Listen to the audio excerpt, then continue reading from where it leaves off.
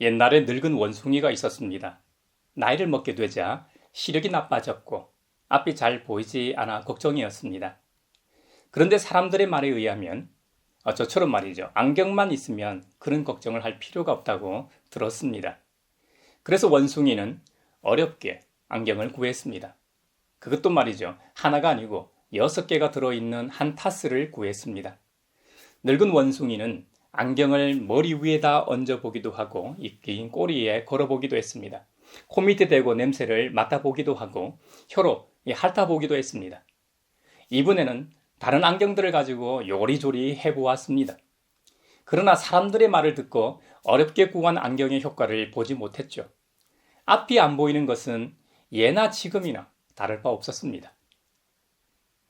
망할 놈의 이 안경, 원숭이는 화를 벌컥 내며 안경을 부숴버렸습니다. 사람들이 함부로 짓거리는 소리에 속아서 안경을 구한 내가 어리석었지.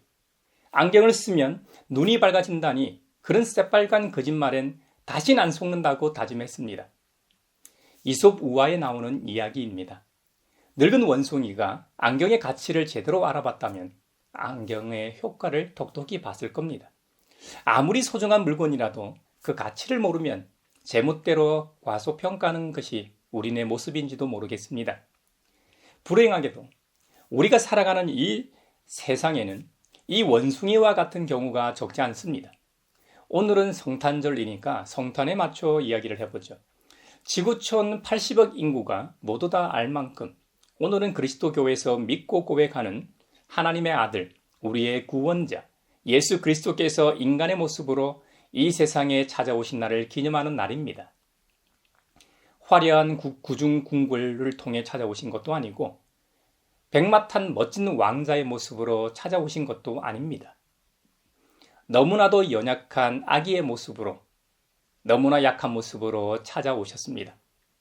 아니, 평범하게 찾아오신 정도가 아니라 오히려 불쌍하고 가엾고 동정을 받을 만한 모습으로 찾아오셨습니다. 그래서일까요? 사람들은 예수님을 참 하나님으로 인정하지 않습니다. 3대 성인 정도로 알려져 있죠. 석가모니 공자와 더불어 3대 성인으로 부르고 있습니다.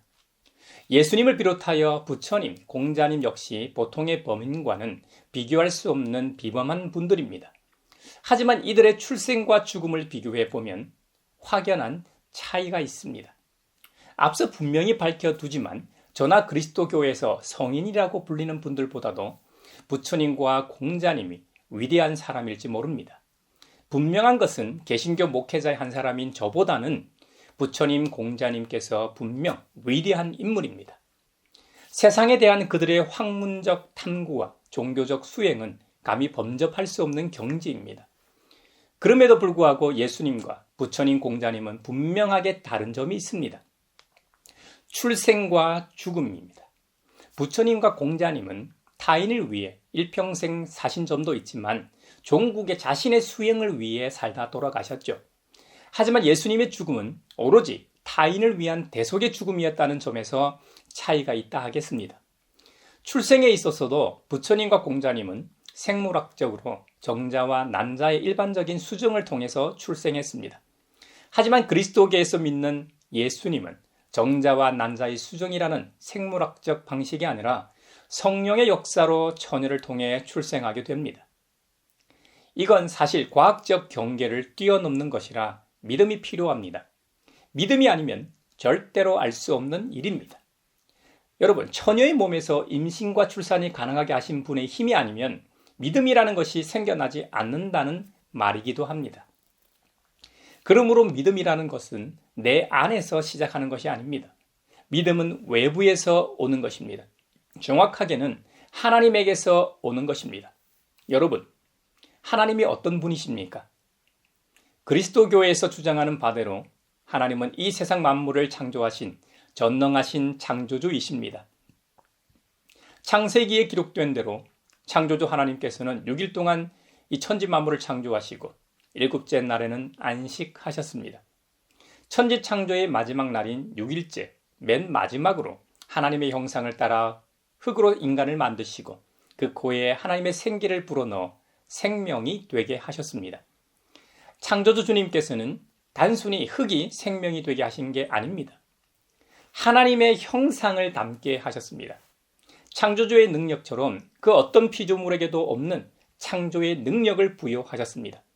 창조의 능력을 부여하신 이유는 우리에게 부여하신 문화 대명령 때문입니다. 창조주 하나님을 대리해서 피조 세계를 잘 관리하고 보호하며 다스리기 위함이죠. 그런데 인간은 그 특권을 인간 자신만을 위한 것으로 착각하고 오용했습니다. 그 결과 가장 먼저 최초의 인류인 아담과 하와의 타락으로 나타났죠. 하나님의 말씀에 불순종하고 최초로 죄를 짓게 됩니다. 그래서 최초의 인류의 후손으로 태어나는 사람은 누구나 죄의 굴레를 벗어버릴 수 없게 되었습니다. 그 죄의 굴레를 벗어버리게 하시려고 하나님께서는 구약시대에는 예언자들을 통하여 여러 가지 방법으로 말씀하셨습니다. 구약시대 사람들에게 하나님의 생각과 뜻을 전달하기 위해 사용된 사람들이 선지자 혹은 예언자들입니다. 선지자와 예언자는 같은 사람들입니다. 그러니 혼용해서 사용해도 되고 저 역시 혼용해서 사용하겠습니다. 선지자는 하나님의 뜻을 사람들에게 전달하고 계시하는 직분을 감당하기 위해 하나님께서 선택하시고 자격을 부여하신 사람들이었습니다. 장차 오실 메시아와 하나님의 뜻을 예언하던 사람들 말입니다. 그러나 구약에 나오는 예언자 중 어느 누구도 하나님의 부르심을 받지 않고서 이 영광스러운 직분을 받을 수 없었습니다. 모세로부터 말라기에 이르기까지의 선지자들을 통해 이스라엘 백성들에게 말씀하셨습니다. 히브리서 1장에서는 하나님께서 바로 이들을 통해 하나님의 생각과 뜻인 특별 계시를 전달했다고 기록하고 있습니다. 역사 속에서 말씀해 오신 하나님을 나타내고 있습니다. 저는 이 점이 매우 중요하다고 믿습니다. 우리 하나님은 창조 이후로부터 침묵하고 계시며 저 멀리 계시고 아무런 감정 없이 그저 무덤덤하게 우주를 움직여 가시는 분이 아님을 보여줍니다. 창조주 하나님께서는 지금도 살아계셔서 우리에게 말씀하십니다. 때로는 직접 논증하기도 하시고 때로는 우리의 사랑을 호소하시며 명령하기도 하십니다. 누구보다도 우리와 대화하기를 원하십니다.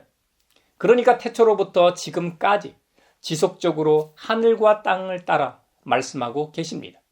일반적으로 역사의 주관자 되신 하나님의 신적 계시의 개념은 메타포, 즉 간접적이고 암시적으로 나타내는 은유에 해당합니다. 하지만 선지자를 통한 말씀 선포는 침묵을 깨뜨리면서 하나님이 이 세상에 능동적으로 개입하시는 사건입니다. 침묵하시는 하나님이 아닌 직접 능동적으로 이 세상에 가장 깊고 확실하게 개입하신 사건이 바로 하나님이 아기 예수님으로 우리에게 찾아오신 성육신 사건입니다. 하나님이 직접 이 세상에 오신 사건은 단순히 우리를 만나기 위해서 오신 사건이 아닙니다.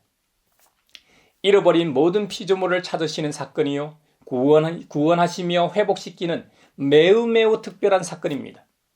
모든 피조 세계의 근원이신 하나님의 찾아오심을 통해 하나님의 형상을 닮은 인간뿐만 아니라 모든 피조 세계를 화목하게 하는 일입니다.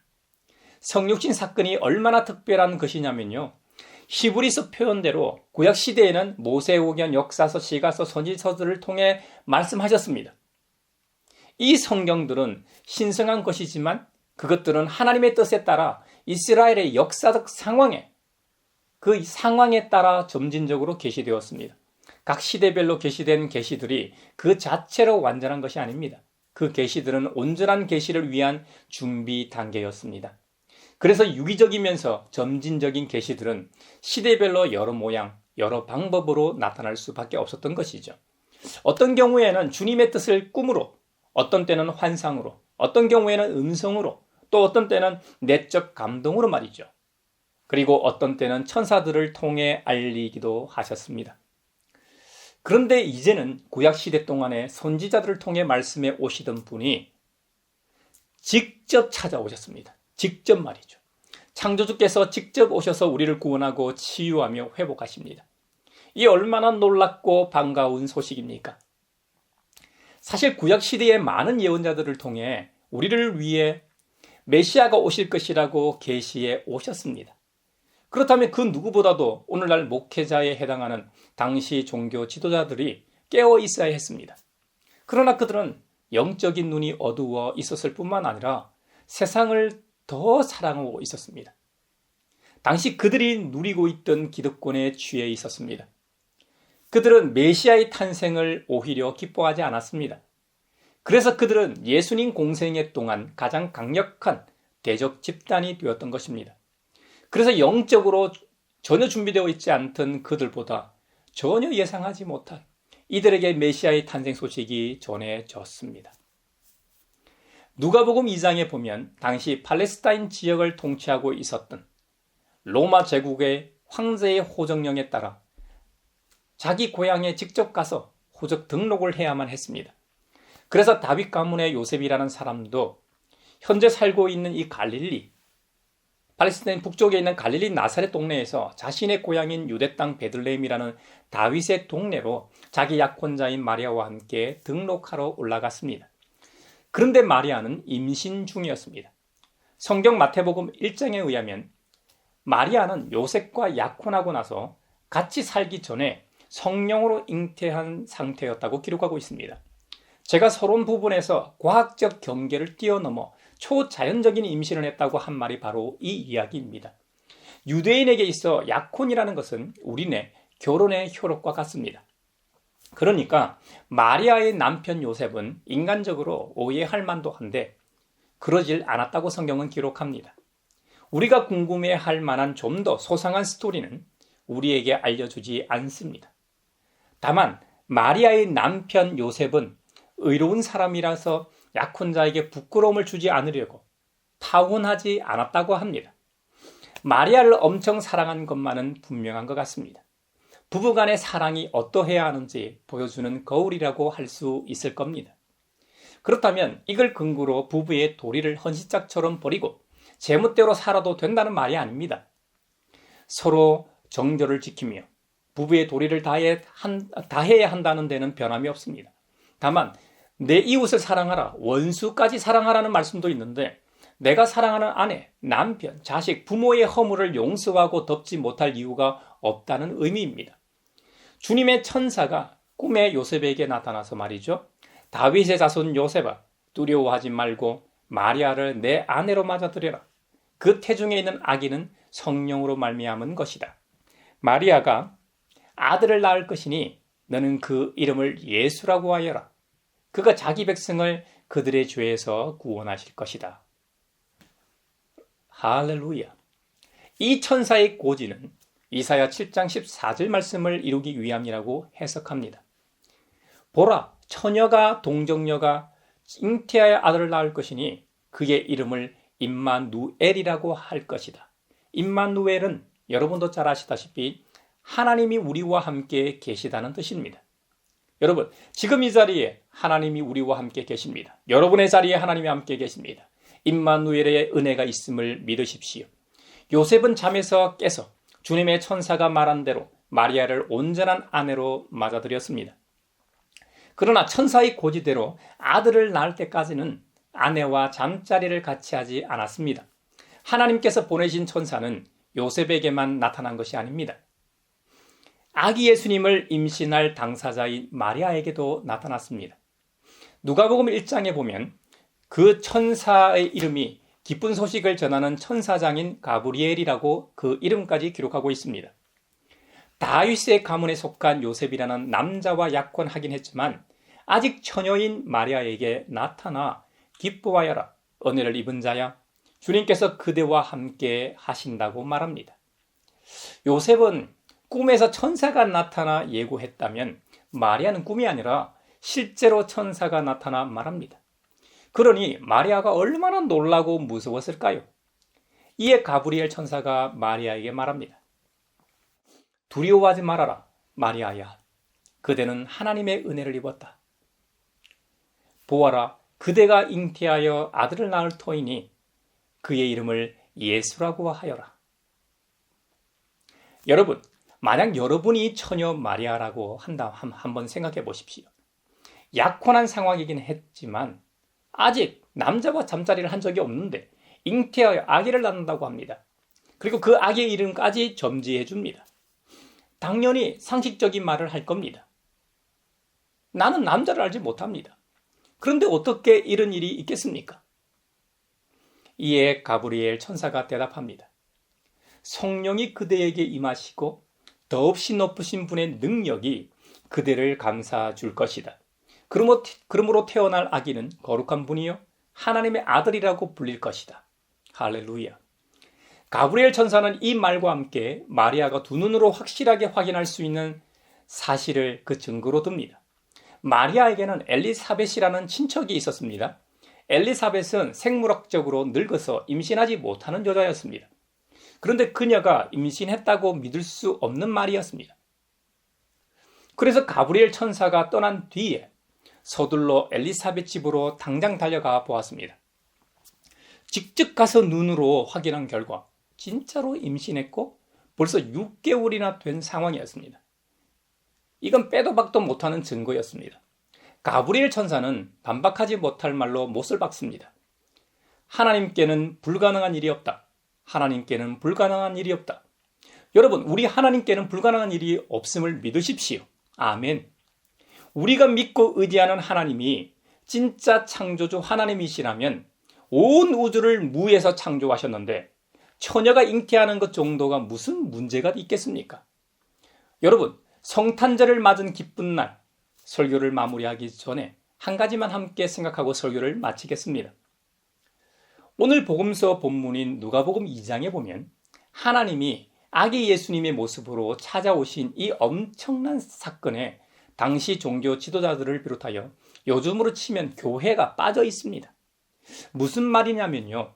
이 기쁜 소식이 오랫동안 메시아 도래를 기다렸는데 바로 그 기다렸던 당사자들, 목회자나 신학자, 교회에 제일 먼저 알려진 게 아니라 전혀 상관없는 사람들에게 그 기쁜 소식이 전해졌다는 사실입니다. 잘 알려진 대로 베들레헴 지역 들판에서 양떼를 지키고 있던 목자들에게 이 기쁨의 소식이 제일 먼저 전해졌던 것입니다. 저는 그리스도인으로서 무엇보다도 말씀을 전하는 목회자로서 저를 빼고 재림의 주님이 오신다는 소식이 전해질까 두렵습니다. 그 말은 제가 알고 보니 진정으로 재림의 주님을 기다리고 있지 않았다는 말이니까요. 제가 그렇게 비판했던 예수님 당시 종교 지도자들이 다름 아닌 바로 제 자신이 되고 마는 것이니까요. 두렵습니다.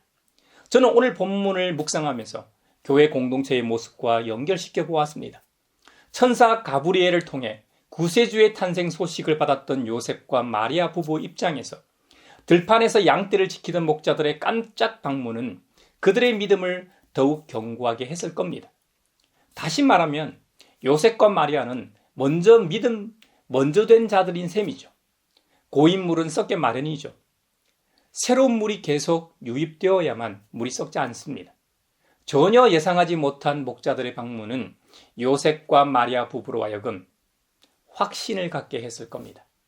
목자들의 방문은 지나가는 길에 우연히 들른 것이 아닙니다. 자신들이 들판에서 천사의 말씀을 듣고 그 즉시 마리아와 요셉이 머무는 곳으로 달려와서 자신들이 경험한 천사 목격담을 확인하려고 했습니다. 그런데 진짜로 구유에 뉘어있는 아기를 목격하게 됩니다. 그리고 천사가 자신들에게 나타나 한 말을 그대로 증거해 줍니다. 2장 11절인데요. 다윗의 동네에서 너희에게 구주가 나셨으니 그는 곧 그리스도 주님이시다. 너희는 한 갓난아기가 포대기에 쌓여 구유에 뉘어있는 것을 볼 터인데 이것이 너에게 주는 표징이다. 라는 천사의 말입니다. 단순히 아기 예수님의 탄생을 알리는 천사만 나타난 것이 아닙니다. 갑자기 그 천사와 더불어 천군 천사가 나타나서 하나님을 찬양한 목격담까지 전해줍니다. 목자들의 목격담을 들은 요셉과 마리아가 어땠을까요? 그들에게는 없던 믿음도 생기고 있던 믿음은 돌덩어리처럼 단단해지는 순간이었을 겁니다. 목자들의 방문 전까지 자신들만의 비밀로 간직했던 그 사건의 추가 증거를 확보하는 순간이었습니다. 얼마나 기쁘고 확신에 찼을까요? 진정으로 감사를 드렸을 겁니다. 저는 교회 공동체라는 것이 이와 같다고 믿습니다. 증인들의 공동체가 바로 교회입니다. 신앙 고백이 많으면 많을수록 그 공동체는 더 단단해지고 더 견고해지고 더 믿음이 좋아지게 됩니다. 전도서 4장 12절 말씀처럼 혼자 싸우면 지고 패하겠지만 둘이 힘을 합하면 적에게 맞설 수 있다는 말입니다. 세겹줄은 쉽게 끊어지지 않는다고 하지 않았습니까? 혼자 신앙생활하는 것보다 두 사람 이상 신앙생활할 때 그 빛이 더 밝고 염전의 소금처럼 이곳저곳으로 흩어져 세상의 부패를 조금이라도 더 방지할 수 있는 법입니다. 물론 여럿이 모이게 되면 부작용도 있죠. 서로 생각도 다르고 오해하는 일이 생기기도 하고 경쟁심으로 일을 그르치기도 하고 서로 다투고 싸우고 갈라지기까지도 할 겁니다. 그래도 우리는 서로 함께하면서 믿음의 경주를 해야 합니다. 사랑하는 형제자매 여러분, 구세주의 탄생 소식에 대한 증거들이 모일수록 견고해지고 강해지는 법입니다. 우리 각자가 만난 주님의 경험들 하나하나가 모여 우리 공동체를 만들어 갈 것입니다. 할렐루야. 믿음의 증인 한 사람 한 사람의 증거 수집으로 인해 우리 가양교회 공동체가 더 건강해지길 바랍니다. 지금 이 시간, 이 자리에 있는 우리 모두와 암울한 시간을 보내고 있는 우리 사회에 하늘의 평화와 기쁜 소식이 있기를 주님의 이름으로 기도하며 축원합니다. 메리 크리스마스.